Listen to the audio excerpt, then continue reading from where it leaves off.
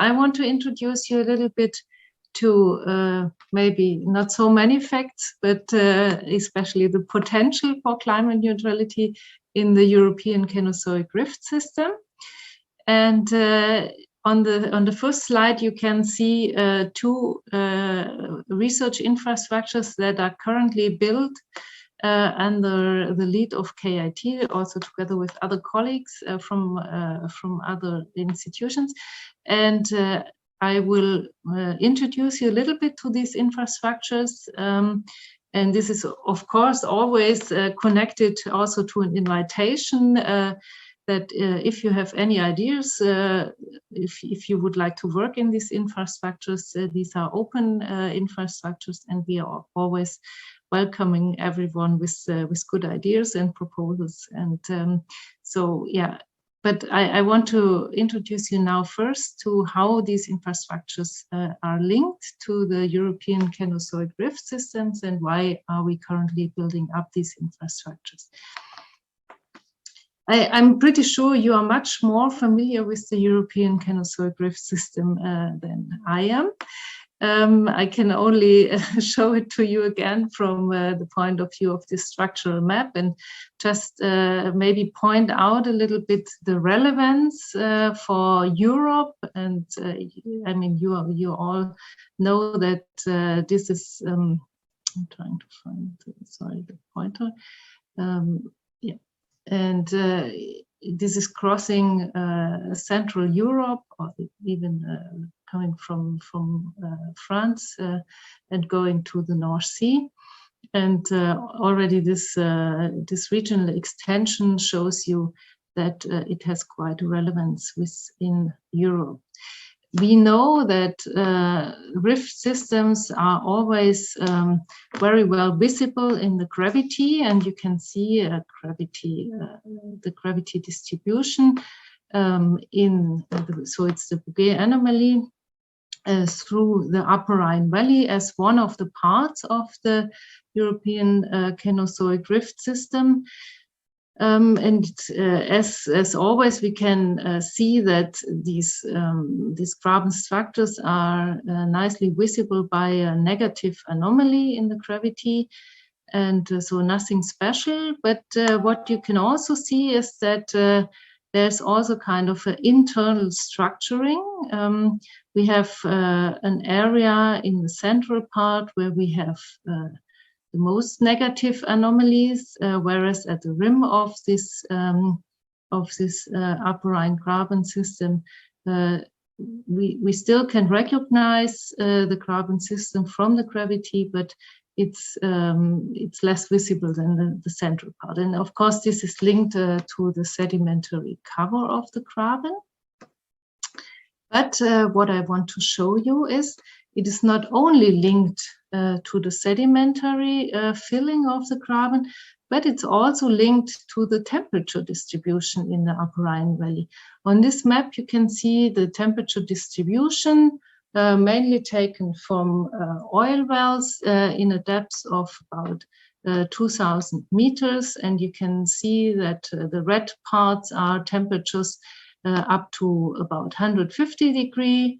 And the blue parts here around Freiburg, the coldest parts, are around 75 degrees Celsius. So you can already see that these graben systems, they come up with a temperature anomaly, with a positive temperature anomaly in our view. But also here you can see that the distribution of the temperature anomaly is not homogeneous across the graben, but we have a kind of distribution of hotspots. And interestingly, this is linked also to the distribution of the negative anomalies in the gravity.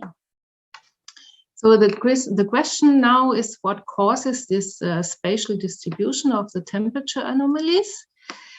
And we have investigated, or we are investigating since many years, a number of wells. So we have the wells from oil fields, and we, of course, in the meanwhile also have a number of geothermal wells. And here you can see just one example from Sulz-sur-Forain in France.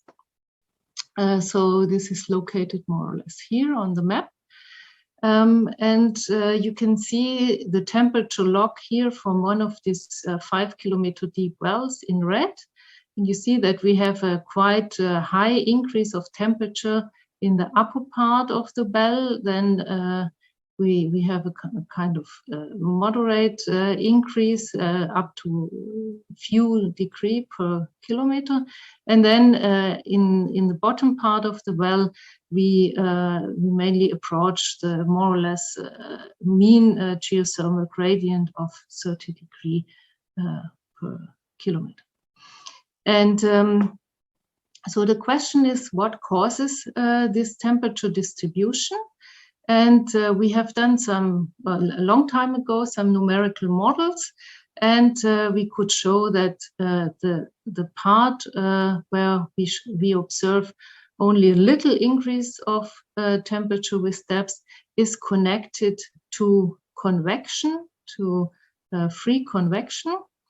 And of course, above this convection zone, we have the tertiary sedimentary layers, which build a good cover for such a water circulation in the reservoir.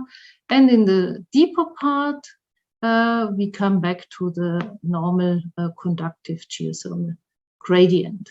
So this is more or less the state of knowledge which we have since the late 90s.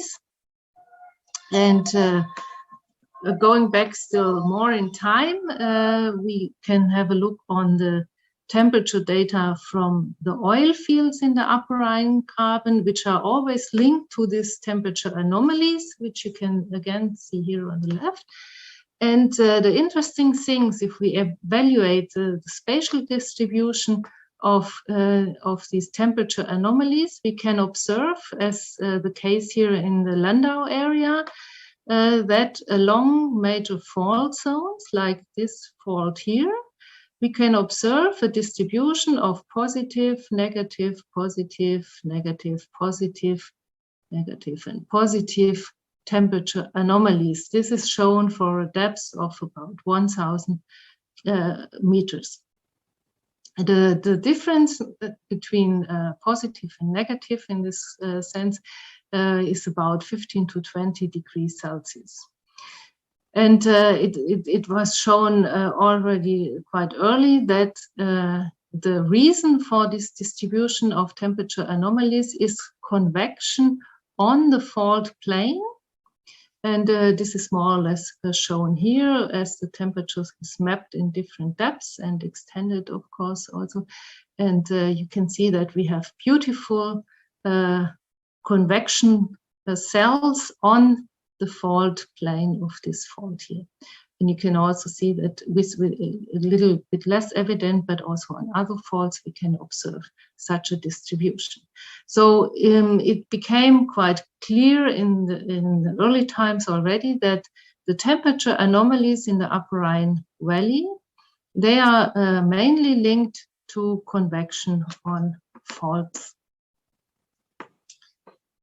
So now, if we look into an area or another temperature anomaly here just north of Karlsruhe, we are looking directly underneath the campus of KIT. So KIT is different campus, but this is the northernmost.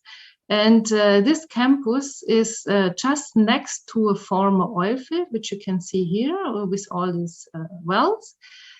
And what you can see from the temperature map, that in this oil field, we have one of the highest temperature anomalies in Germany. And this has been confirmed lately by a deep well in about 3 kilometers depth, where we find 170 degrees. And it has confirmed this highest known heat anomaly in Germany. So in the case of Campus North, we have two favorable conditions for geothermal. We have a very high temperature anomaly, and just remember that this is due to convection on fault zones. And we have, on the other hand, in the intermediate depths, in about 1,003 to 1,400 meter depths, we have a confirmed storage capacity in the former oil field of Leopoldshafen. And so the strategy of KIT to get climate neutral in the future is to produce heat in a geothermal system from the deep part. And since on the campus we have high heat consumption in winter and less in summer, we want to store the excess heat from the deep system in the intermediate system in this old oil field, so that in winter time we can produce heat from the deep and from the deep system and from the storage. And altogether, we calculated CO2 emission replacement of 15,000 tons of CO2 per year. So it's, I would say, the Upper Rhine carbon with its geothermal anomalies and a number of former oil fields has a quite high potential. In order to do this, we are currently installing, as I showed you on the first slide, this Helmholtz research infrastructure with the goal to store heat at temperatures of higher than 100 degree, which we need for our district heating system. And of course, there we have big questions in scaling and corrosion. Therefore, we first install a research infrastructure. But the near future goal would be to store about 5 gigawatt hours per year by the year 2027. Eva, you have 10 minutes now. Yeah. Okay, so we have investigated the potential of all depleted oil fields in the Upper Rhine carbon. And we come up with a number of up to 10 terawatt hours of storage of energy that we can store only in the Upper Rhine carbon. And of course, there's more potential in the rest of the rift system. But let me come back to the thermal anomalies. These thermal anomalies, as we said, are linked to fault systems, and we have also investigated the potential, the geothermal potential or the productivity along these fault systems, and you can see that we come up with productivities of quite high numbers, like 40 up to 70 megawatt in different horizons. This is only the Muschelkalk, same in the Buntsandstein, the numbers are even much higher. And in the upper part of the crystalline basement, we come up again with the same values as in the Muschelkalk. So there's a high potential for geothermal production in these fault systems. However, we have experienced in a number of cases the problem of induced seismicity. And so the challenge now is the environmentally friendly development of geothermal production in the Upper Rhine Valley. Therefore, we have again analyzed the data from soils, and of course, we observe typically with increasing flow rate in the systems, increase in differential pressure. However, in some of our experiments, we do not observe this. We have a relatively low differential pressure at high flow rates. And we have looked at these experiments, and we have verified such experiments in an underground laboratory in Sweden together with GFZ, and have found out that if we inject water in a certain way, we can reduce induced seismicity or, as shown here, acoustic emissions in the underground laboratory. So to further investigate this in a real system where we can operate also high flow rates, we are proposing currently a new underground laboratory either in the Odenwald or in the Black Forest in order to investigate hydromechanic interaction under reservoir relevant condition. And this is, of course, a nucleus for new national and worldwide corporations. And this is my last slide. So yeah, thank you for your attention, and you are really warmly invited to develop also ideas for our infrastructures. And if you have any questions, you can always contact me. And I would like to say thank you with this beautiful picture from the city of Reykjavik from 1940, where you can see still the smog over the city, and you can see how the city looks today after heating it with 95% from geothermal energy. So thank you very much. Excellent. Thanks a lot, Eva. There's time for 1 or 2 quick questions. If you have one, just type Q in the chat or raise your hand and you will get the word.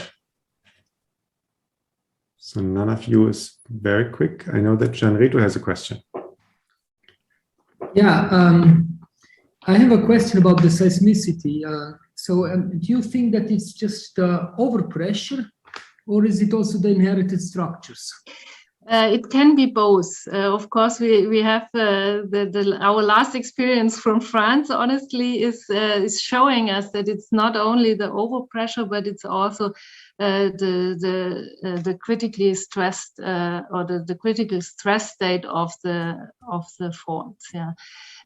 But apart from the experience which we had recently in France, there are only a few projects where I would say we have really triggered seismicity. So normally we really induce seismicity during the operation or the stimulation process, and we can distinguish between the two more or less by an energy balance. Yeah, we can look how much energy we give into the system, and if the energy release exceeds this, then we would talk about triggered seismicity, and this has been observed only in a few cases. Right, thanks you. But it exists, of course. Yeah. We have one more question by Derek. Hi, thanks. Yeah, the question is, how can you be sure the fluid flow is completely along the fault? Because the temperature map, it looked like you also have alternating positive, negative on and off the fault. The reason is, I would say, because it's a connected fault and fracture system. Yeah, so it's not only one plane. It's a beautiful example in Landau, because you really can show that we have a concentration on the fault, but I fully agree that there are, of course, other pathways too, and we can also show from the geochemical data, for example, that a great part of the fluid is coming. So if we talk about Sulz, so in Alsace, then we can show that a great part of the fluid is coming from the eastern part of the Graben system. So it's a Graben-wide circulation system.